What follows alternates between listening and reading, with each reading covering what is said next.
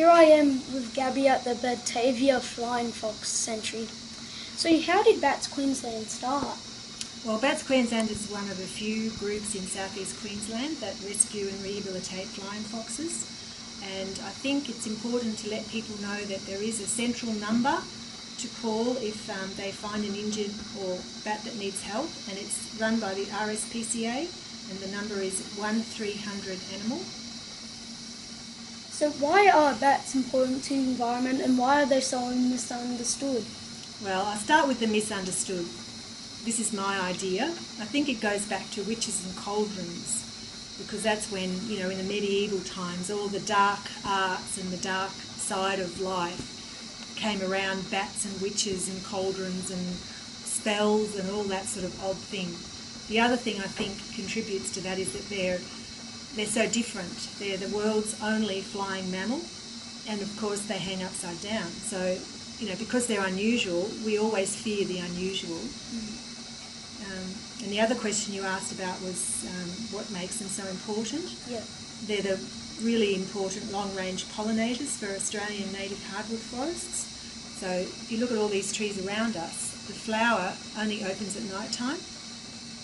And what's really important about that is that the birds and the bees and the possums can't pollinate the immense amount of pollination required. And because bats travel long distances, they keep integrity of the species, because you can imagine if a tree loses all of its seeds under it, the species is eventually going to weaken. So if you sow your seeds all over the place, the strongest seeds continue to survive. So they're a very important animal. They do what other animals can't do. Yeah. So what should you do if you see an injured bat? Well, absolutely not touch it. Yeah. Because there's a very small incidence of a disease called lysovirus, and if a bat scratches or bites you, it will actually be euthanized. So if you find a bat, put a towel over it and call 1300 animal. Yeah. And I just need to say here that the incidence of disease is minuscule. In the history of Australia, we've had 3 unfortunate deaths of lysovirus, whereas we get 25 deaths a year from horses, so we need to get that into perspective. But in saying that, never touch a bat unless you're vaccinated. How else can we help bats? Spreading the word about how amazing they are, protecting their habitat is really important, because that's one of their gravest threats at the moment.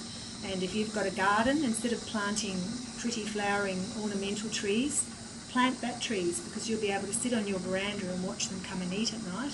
And it's a real treat, and you'll be helping them, because we're clearing so much land that we're destroying habitat and making it very difficult for them to survive. Yeah. So what are some endangered types of bats in Queensland? Well, we've got a vulnerable bat, which is the grey-headed flying fox. Yep. I think it's threatened, actually, is its status.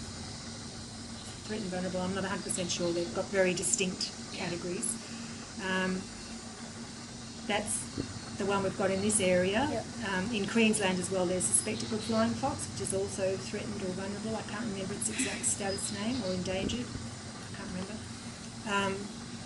But in reality, all of the bats at the moment are currently experiencing huge downturns in population.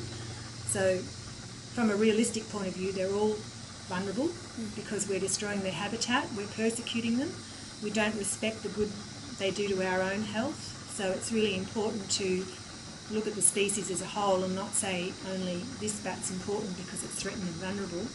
Very soon they all will be. Oh, absolutely. That's right. Look at these cute little creatures. We don't want them to become extinct, do we?